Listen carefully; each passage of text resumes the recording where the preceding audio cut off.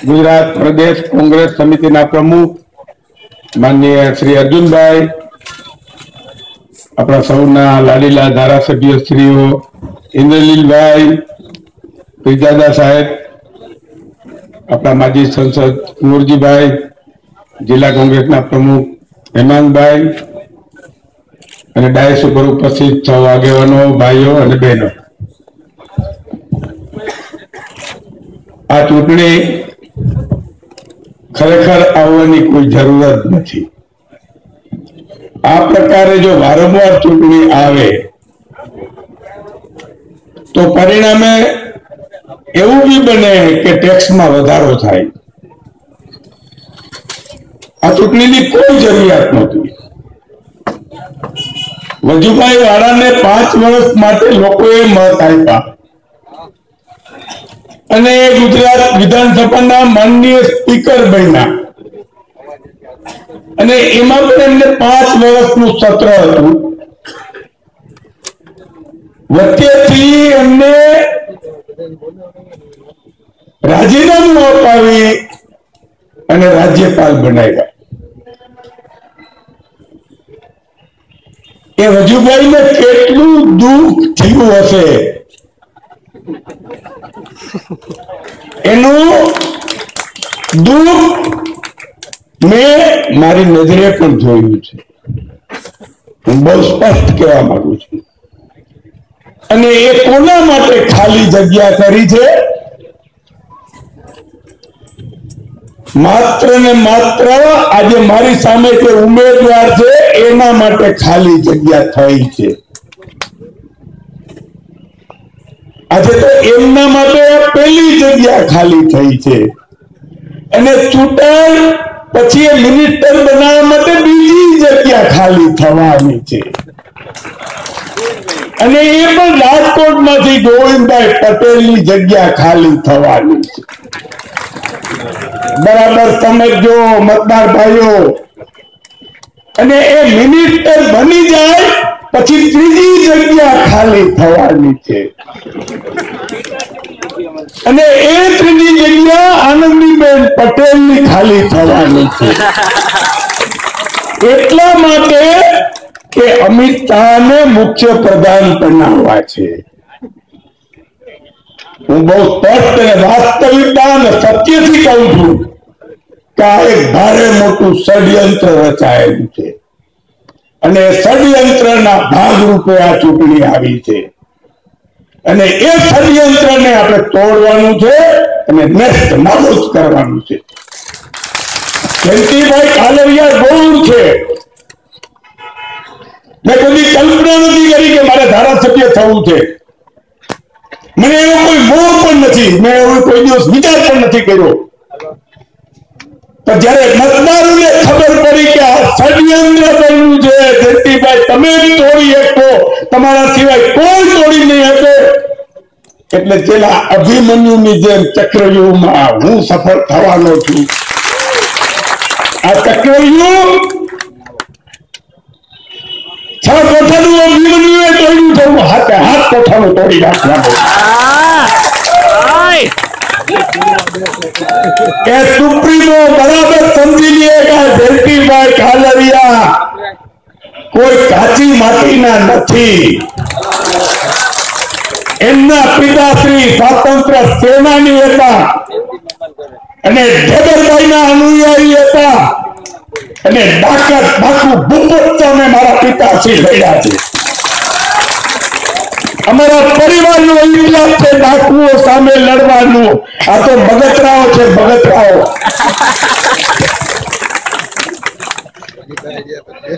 आ तो मैं नक्की कर्युं के लड़वुं नहोतुं पण हवे बधा मारे हवे लोको माटे लड़वानुं छे। એટલે કોઈ ભાજપવાળા એમ ના સમજે કે રાજકોટમાંથી ગુંડાગીરી નાબૂદ નહીં થાય। आ जयंतिभाई कालरियाए गुंडागिरी नाबूद करवानी बेट लीधो छे अने मारा छेल्ला श्वास सुधी हूँ गुंडागिरी नाबूद करीने चंपे।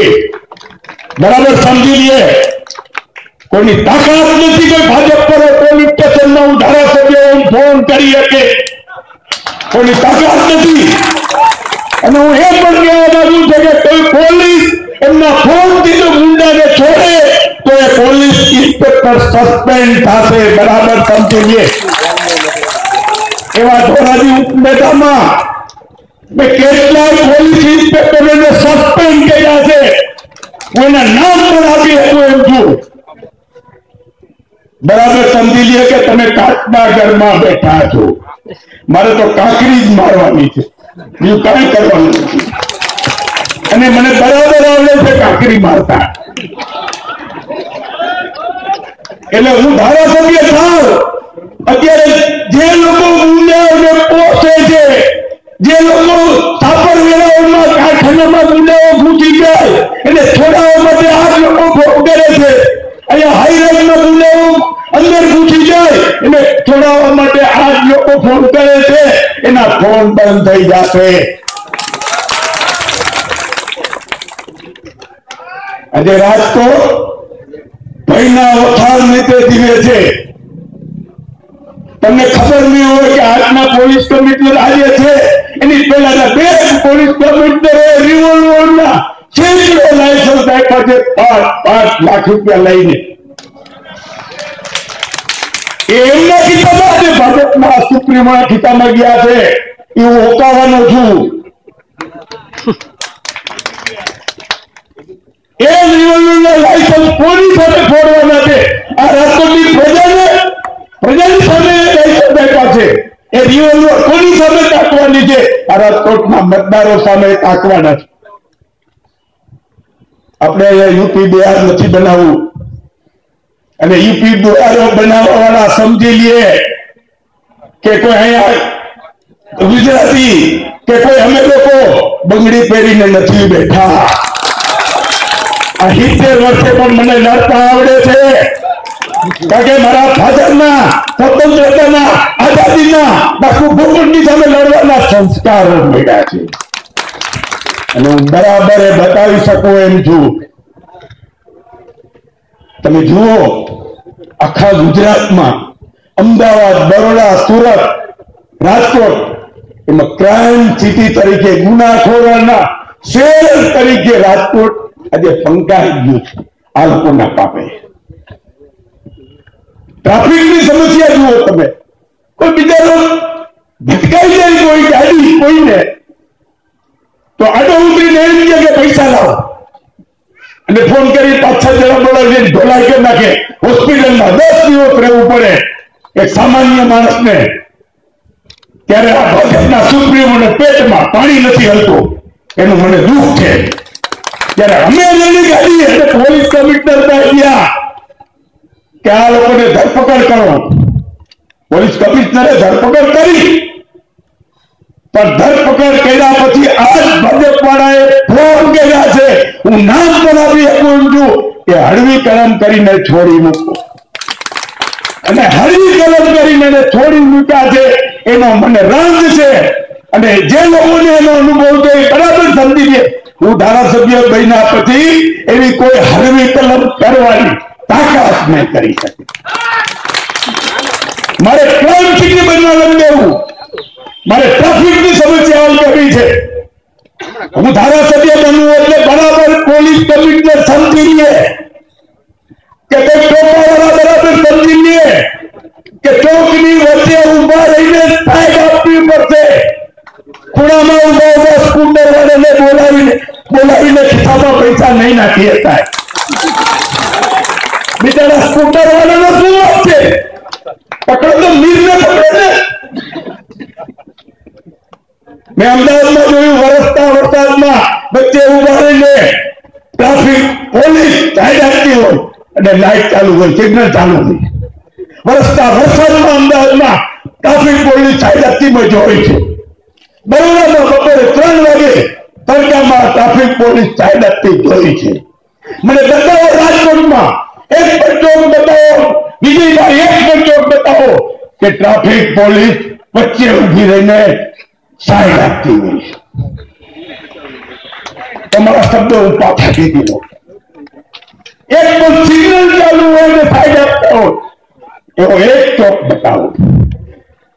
તમે લોકો તો નેતાઓ છો, તો તમને તો મારા કરતા વધારે ખબર હોય, પણ એમાં રસ નથી, એમાં રસ નથી. એને તો માત્ર રાજકારણ જ ચલાવવું છે, રાજકારણ જ ચલાવવું છે, લોકોને એને કાંઈ પડી નથી. તો પાણીની સમસ્યા હલ ના થઈ જાય. આજે પીવાના પાણીની સમસ્યા, 20 મિનિટ પાણી, 20 મિનિટ પૂરતું પાણી આવતું નથી. અને એ પાણી કયા ડેમમાંથી આવે છે બરાબર તમે લોકો સમજો. આજી ડેમમાંથી આવે છે, કોંગ્રેસે ડેમ બનાવ્યો. ભાદર ડેમમાંથી આવે છે, કોંગ્રેસે ડેમ બનાવ્યો. ન્યારી ડેમમાંથી આવે છે, ન્યારી ડેમમાંથી આવે છે, કોંગ્રેસે ડેમ બનાવ્યો. તમારે આપણે એમ કહેતા નથી એક ડેમ તો બનાવો, તાકાત તો ખબર પડે. નર્મદા ડેમ પણ કોંગ્રેસે બનાવ્યો. અહીં સુધી પાણી લઈ આવો તો ખરા, વાતો શું કરો છો? મોટી મોટી વાતો કરતા તો મને આવે, પણ અમે કોંગ્રેસે ખરી બનાવ્યું છે, વાતો નથી કરી. અને હું તમને એ પણ કહેવા માંગુ છું કે હું ધારાસભ્ય થાય અને વિધાનસભામાં 6 મહિના સુધી લડત ઉપાડી અને નર્મદાનું ડેમ નું પાણી રાજકોટ સુધી નહીં આવે ત્યાં હું જંપીશ નહીં. મને ઉપવાસ ગાંધીજીના ચિંતા માર્ગે ઉપવાસથી આઝાદી મળી છે અને એ જ ઉપવાસથી તમામ સમસ્યાઓ, પ્રજાની સમસ્યાઓ, રાજકોટની પ્રજાની સમસ્યાઓ હલ કરી દે. મારી અહિંસાની લડત રહેશે. શક્તિ પ્રદર્શન તો બધાને આવડે, પણ એ શક્તિ શબ્દમાં હિંસા છે. હું એવી શબ્દની હિંસામાં પણ નથી માનતી. મને પોસ્ટરો લગાડતા આવડે છે. જો તમે મોટા મોટા બેનર લગાવ્યા, અરે ભાઈ તમે તો અહીંયા 15-20 વર્ષથી નેતા છો, તમને કોણ નથી ઓળખતું? શા માટે ફોટા મૂકવા પડે છે? શા માટે બેનર મૂકવા પડે? જે લોકપ્રિય હોય તો એને બેનર મૂકવા પડે જ નહીં. અને એક બાજુ લોકોને હું સ્પષ્ટ કહેવાનું છું કે સરખામણી કરો જયંતિભાઈ કાલરિયા વિજયભાઈ રૂપાણીની, એ સરખામણી બાજુ હારી જાવ તો મને કબૂલ મંજૂર છે. જેમ ડોક્ટર એમઆરઆઈ નું સ્ક્રીનિંગ કરે એવી રીતે મારું સ્ક્રીનિંગ કરો બરાબર, એમનું સ્ક્રીનિંગ કરો બરાબર, ને જુઓ કોનામાં સત્યનિષ્ઠા છે, કોના જીવનમાં કોનું જાહેર જીવન મૂલ્યવાન છે, કોણ પ્રમાણિક છે.